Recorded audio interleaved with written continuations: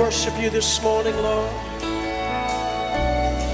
We declare together that it's all about you. It's all about you, Jesus, at the center of it all. Sing it. Shalom, jemaat yang terkasih di dalam Tuhan.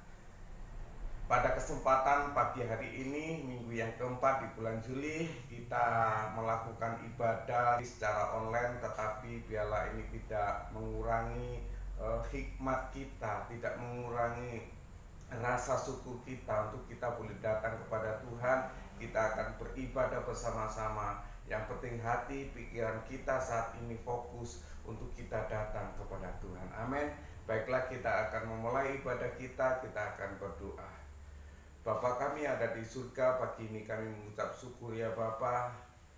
Kami percaya Engkau ada bersama-sama dengan kami.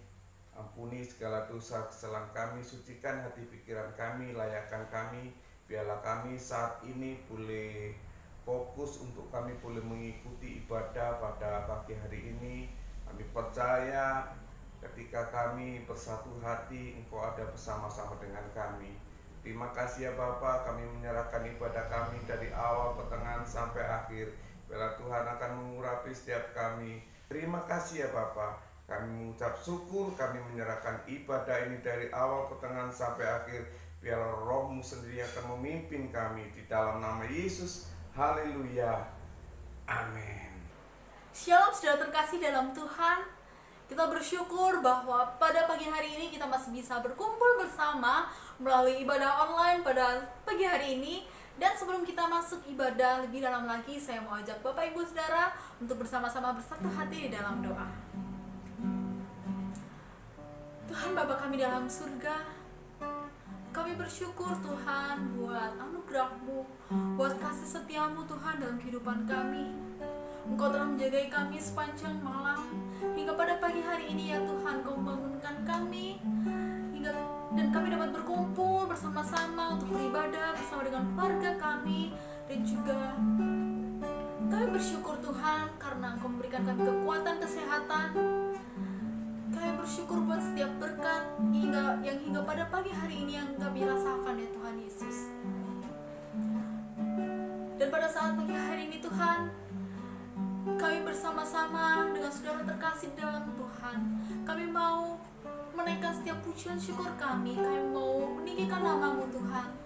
Dan kami mau Tuhan, Kau hadir di tengah-tengah kami, di hati kami, bahkan di rumah kami masing-masing Tuhan. Melawat setiap kami agar ibadah kami pada pagi ini dapat berjalan dengan baik Tuhan, dengan tuntunan kuasa Roh Kudus. Berkati ibadah kami Tuhan dari awal, pertengahan hingga pada akhirnya. Biarlah ibadah kami berkenan di hadapan-Mu Tuhan Yesus. Terima kasih Bapa, terima kasih Tuhan Yesus. Sebelum kita menaikkan puji-pujian kita kepada Tuhan, saya mau berikan satu kesempatan kepada Bapak Ibu Saudara untuk 1 menit kita bersyukur kepada Tuhan atas setiap berkat-Nya, nikmat-Nya yang sudah Tuhan berikan kepada kita selama 1 minggu ini. Mari kita bersyukur kepada Tuhan. Terima kasih Tuhan, kami bersyukur buat kebaikan-Mu dalam hidup kami Tuhan, buat kekuatan, kesehatan. Terima kasih Tuhan, pertolongan-Mu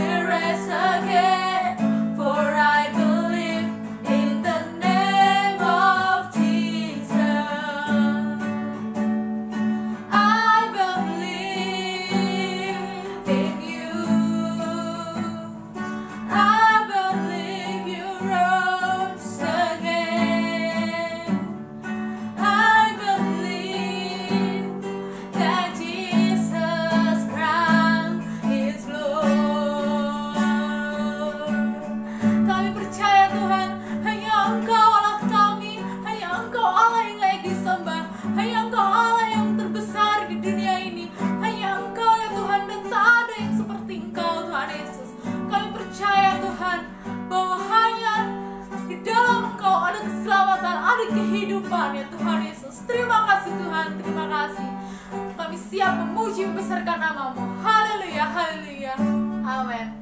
Beri kemuliaan bagi Tuhan kita Allah yang hidup, yang siap memuji Tuhan. Katakan Yesus mulia.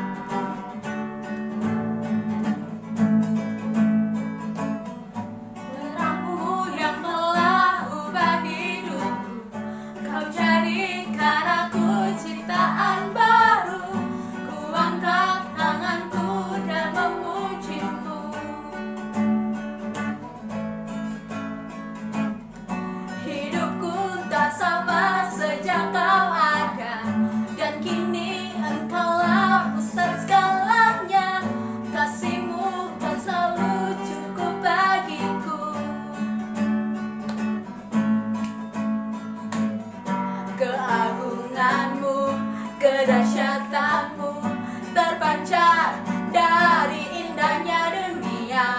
Segala yang ada telah kau ciptakan, karyamu sungguh tiada taranya.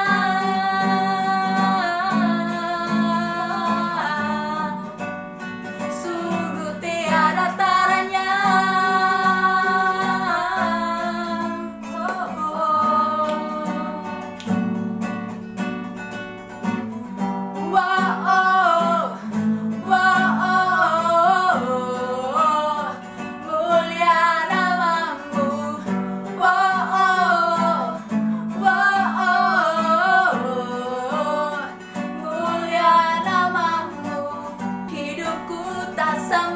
Sejak kau ada dan kini engkaulah pusat segalanya, kasih-Mu kan selalu cukup bagiku.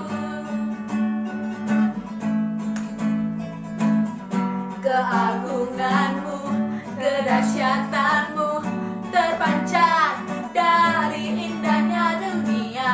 Segala yang ada telah kau ciptakan, karya-Mu sungguh tiada taranya.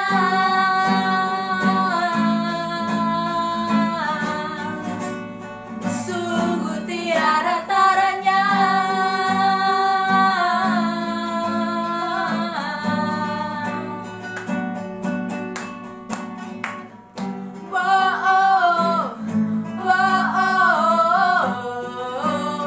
Mulia namamu.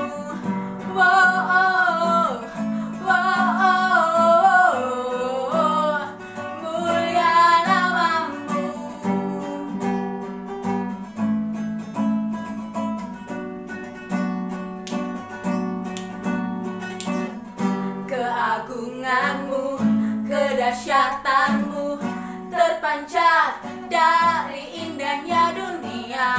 Kami nyatakan Yesus mulia.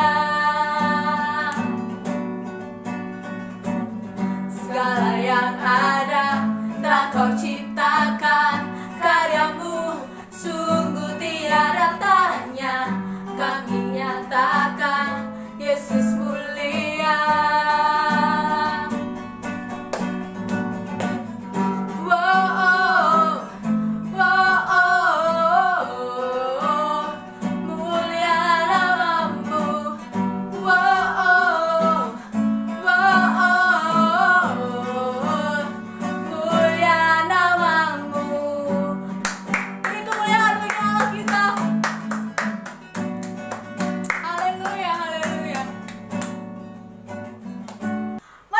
Syukur kita kepada Tuhan.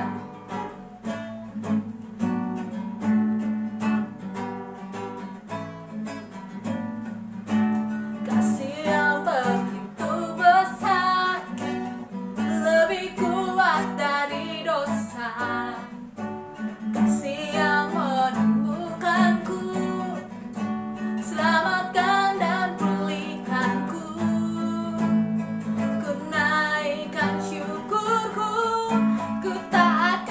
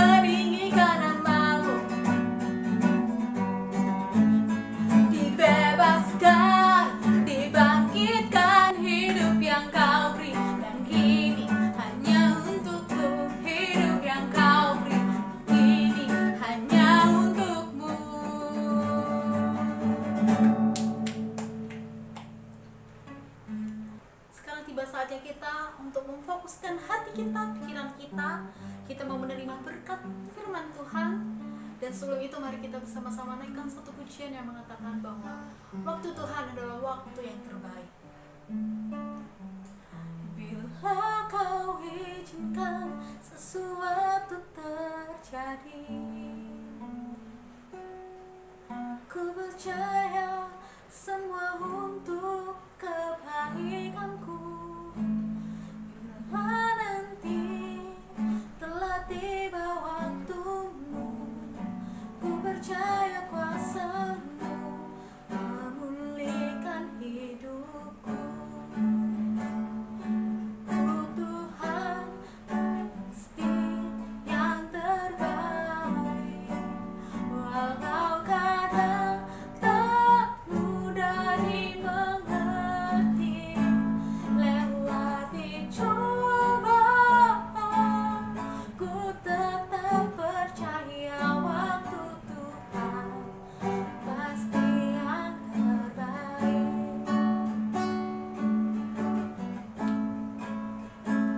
Bila kau izinkan sesuatu terjadi,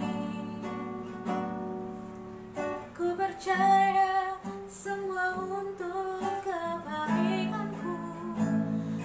Bila nanti telah tiba waktumu, ku percaya kuasa-Mu memulihkan hidupku.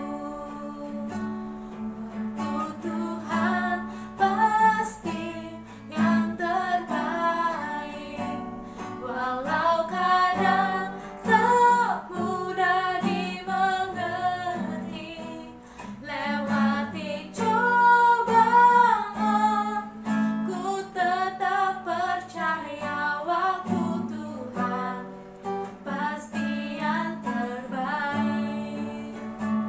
Waktu Tuhan pasti yang terbaik, walau kadang tak mudah dimengerti. Lewati cobaan, ku tetap percaya waktu Tuhan pasti yang terbaik. Waktu Tuhan pasti yang terbaik.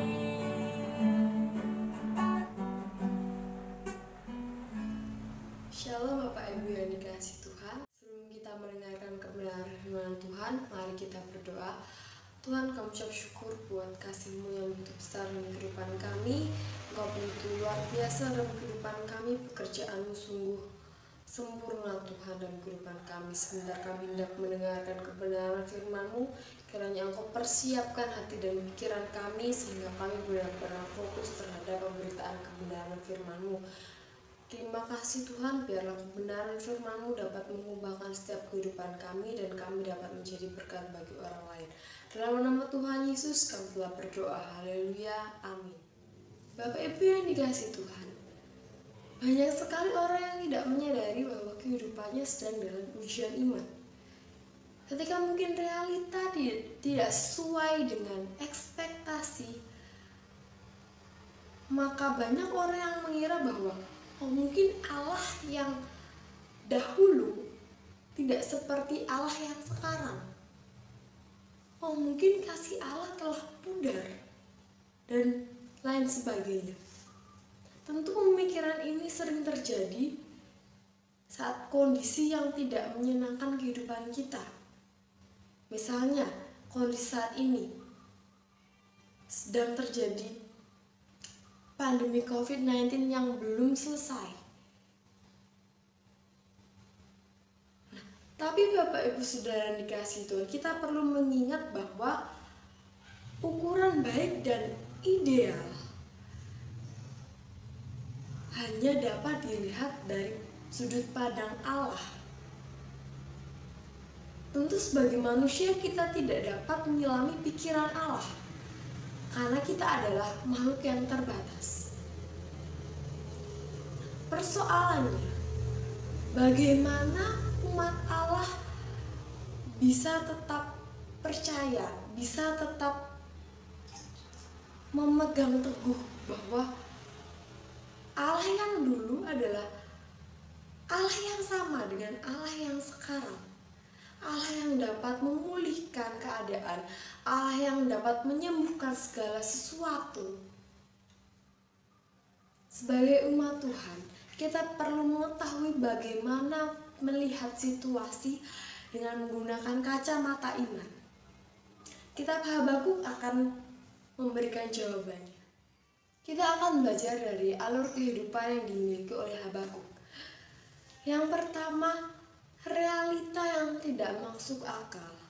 Mungkin merupakan realita yang seolah-olah mengguncangkan kepercayaan. Nah, kita bisa melihat dari Habakuk pasal pertama, ayat yang kedua sampai yang keempat. Di situ merupakan kebingungan-kebingungan yang dialami oleh Habakuk. Mengapa Allah tidak mendengarkan seruan Habakuk? Mengapa Allah memperlihatkan kejahatan? Mengapa Allah seolah-olah tidak mengindahkan hukum? Bapak, Ibu, Saudara yang dikasihi Tuhan, Habakuk berkeluh kesah kepada Allah dengan memberikan bukti-bukti penyelewengan yang dilakukan oleh kerajaan Yehuda. Tentu keluh kesah yang disampaikan oleh Habakuk tidak sembarangan, karena ada bukti yang nyata. Habakuk mempertanyakan kekuatan hukum yang sedang ada saat itu. Kenapa orang fasik bisa mengepung orang benar? Kenapa keadilan bisa muncul terbalik? Kenapa bagi orang benar hal yang terjadi pada saat itu sungguh tidak adil? Kenapa orang fasik lebih berkuasa? Kenapa orang fasik selalu menang? Tentu hal ini menjadi pertanyaan yang dimiliki oleh Habakuk. Lalu kita akan melihat respon Allah terhadap keluh kesah yang disampaikan oleh Habakuk. Dalam ayat yang ke-5 sampai ayat yang ke-11, di situ dituliskan bahwa Allah memakai segala sesuatu. Allah dapat memakai segala sesuatu untuk mendidik atau menghukum umatnya. Nah, Habakuk bingung mengapa Allah memakai bangsa Kasdim, di mana bangsa Kasdim adalah bangsa yang dikenal dengan kekejamannya, kejahatannya, kegarangannya untuk menghukum umatnya. Jadi, mengapa Allah memakai bangsa yang lebih jahat untuk menghukum bangsa yang jahat, bangsa yang selalu memberontak kepada Allah? Ketika realitas semacam ini ada dalam kehidupan manusia, tentu kebingungan-kebingungan akan muncul seketika. Begitu juga dengan Habakuk. Habakuk seolah-olah mempertanyakan sikap Allah yang seolah-olah salah. Mengapa Allah tidak bertindak secara bijaksana? Mengapa Allah mengizinkan orang fasik berkuasa?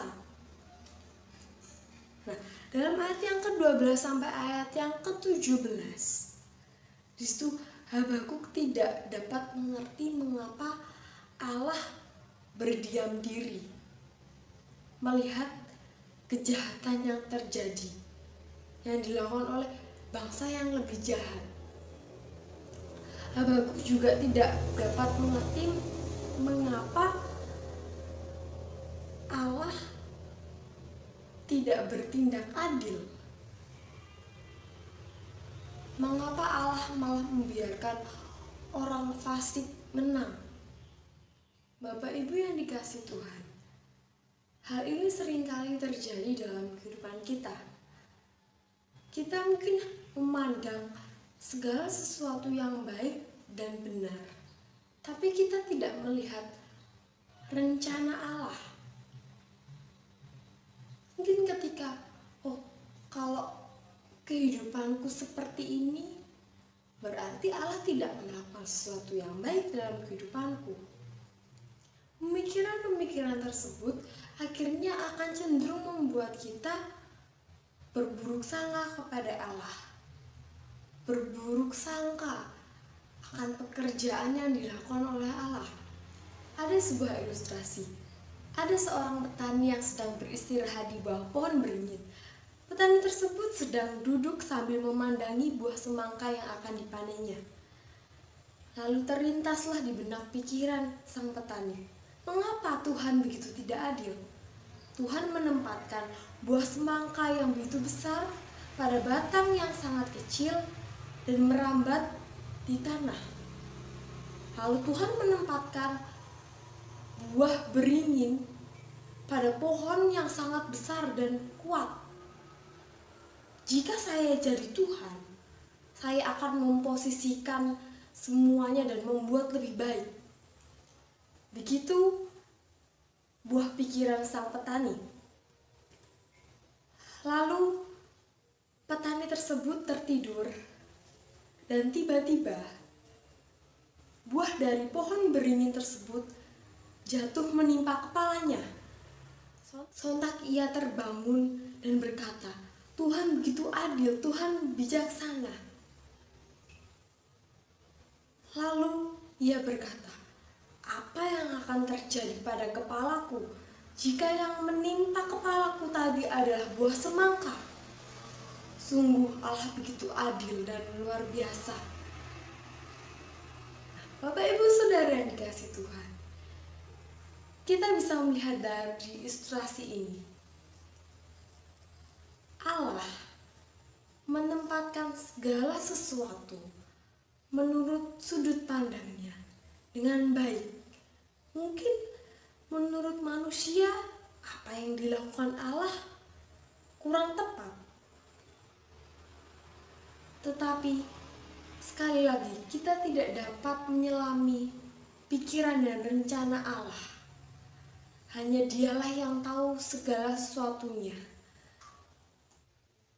Yang kedua, kita akan melihat bagaimana kepercayaan yang mulai diteguhkan.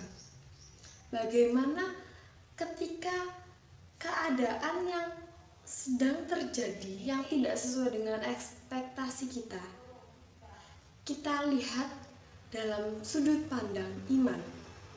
Dalam kitab Habakuk pasal yang kedua, di situ dikatakan bahwa orang benar akan hidup oleh percayanya. Di sini tentu kita akan belajar mengenai bagaimana iman kita dapat bertumbuh, bagaimana iman kita dapat percaya bahwa Allah akan memulihkan segala sesuatu, Allah pasti akan menyembuhkan segala sesuatu yang menurut kita tidak mungkin. Allah tidak mungkin memulihkan segala sesuatunya. Keadaan yang terjadi udah sangat parah. Tapi ketika kita mau belajar bahwa kita melihat segala sesuatunya dari sudut pandang iman, segala sesuatu dapat terjadi. Karena kita tahu, kita tidak dapat menyelami pikiran dan rencana Allah. Mungkin yang menurut kita tidak dapat terjadi, tapi Allah berkata lain. Kita juga mau melihat bagaimana pemahaman yang diberikan oleh Allah kepada Habakuk terhadap keluh kesah yang telah disampaikannya. Yang pertama, dalam pasal yang kedua, ayat yang kedua sampai ketiga, di situ Allah memberikan pengertian kepada Habakuk tentang segala sesuatu ada masanya. Sehingga apa yang telah dialami Habakuk, fakta-fakta buruk yang telah terjadi dalam kehidupan Habakuk pasti akan berlalu sesuai dengan apa yang menjadi rencana Allah. Nah, yang kedua, orang benar akan hidup oleh imannya. Nah, di sini membantu kita untuk senantiasa mengingat bahwa segala sesuatu harus kita pandang dengan kacamata iman, sehingga kita melihat bahwa situasi yang sedang terjadi dalam kehidupan kita saat ini mungkin merupakan ujian iman yang sedang Allah kerjakan dalam kehidupan kita. Dan pemahaman yang ketiga, orang sombong dan penindas mungkin saat ini kita konsekuensinya krisis kepercayaan. Bapak, Ibu, dan Saudara bisa melihat membuat kita dalam Habakuk pasal jauh ayat yang ke-6 sampai yang ke-19 merupakan dan di situ dituliskan penyakit segala penghukuman disembuhkan atas para penindas, sehingga hukuman itu adalah konsekuensi yang akan diterima. Dalam Yeremia 30 ayat yang ke-17 dikatakan penindas, sebab aku akan mendatangkan kesembuhan bagaimana kalau kesah akan mengobati luka-lukamu, demikian firman Tuhan. kesah Mengapa orang Bapak, Ibu, kafir Saudara selalu yang dikasih Tuhan? Nah, lalu kesembuhannya pasal akan selanjutnya diberikan ini, oleh Allah. kita melihat hanya bahwa kesembuhan Orang-orang fasik kepada tadi penyakit fisik menerima seseorang, konsekuensi, melainkan terhadap apa yang telah kesembuhan mereka jiwa, lakukan. pemulihan yang akan diberikan oleh Allah. Sehingga kita tidak perlu khawatir ketika kehidupan kita Mungkin semakin menjauh dari kejahatan selalu menang karena kita mengalami Seolah-olah krisis kepercayaan.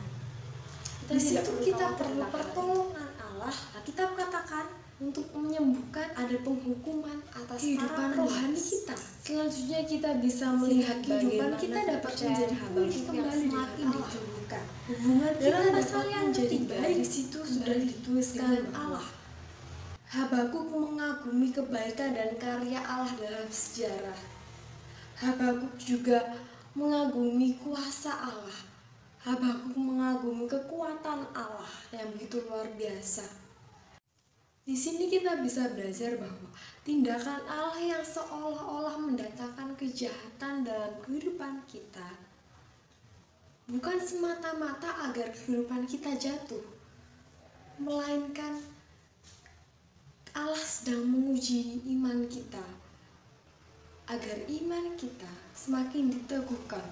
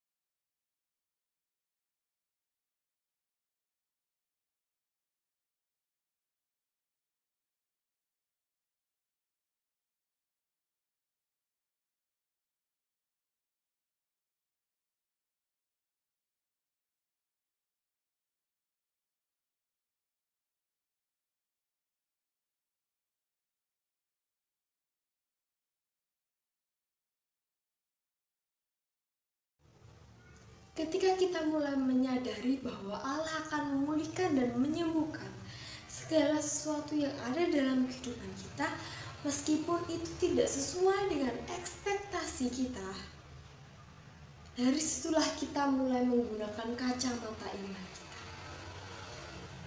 Mari kita berdoa. Bapa, kami ucap syukur untuk kasih-Mu yang betul luar biasa dalam kehidupan kami. Tuhan, Engkau mengingatkan kami agar kami senantiasa menggunakan kacamata iman kami untuk melihat rencana-Mu yang begitu besar dalam kehidupan kami. Tuhan, kiranya Engkau meneguhkan kepercayaan kami kepadamu. Dan mungkin ketika pada saat ini kami mengalami hal-hal yang mungkin tidak sesuai dengan ekspektasi kami, kiranya Tuhan pulihkan kehidupan kami, Tuhan pulihkan kehidupan rohani kami, sehingga kami tetap memandang bahwa segala sesuatu yang Engkau kerjakan itu baik adanya. Tuhan, kami ucap syukur memiliki Allah seperti Engkau, Allah yang luar biasa seperti Engkau. Dalam nama Tuhan Yesus kami berdoa, haleluya, amin. Puji Tuhan, saya percaya bahwa kita semua diberkati oleh firman Tuhan pada pagi hari ini. Dan saya mau ajak Bapak Ibu Saudara untuk menyanyikan pujian bagi Allah, bahwa kasih Allah memang tidak berkesudahan.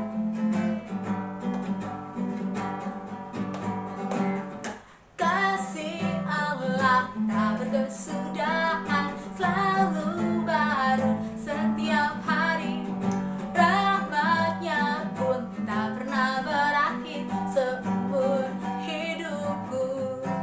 Dengan sukacitaku kan hari, dengan sorak-sorai memuji, ku naikkan pujian haleluya, nyanyi bagi Dia Sang Raja, nyanyi bagi Dia Sang Raja. Kasih Allah tak berkesudahan, selalu baru setiap hari. Rahmatnya pun tak pernah berakhir seumur hidupku.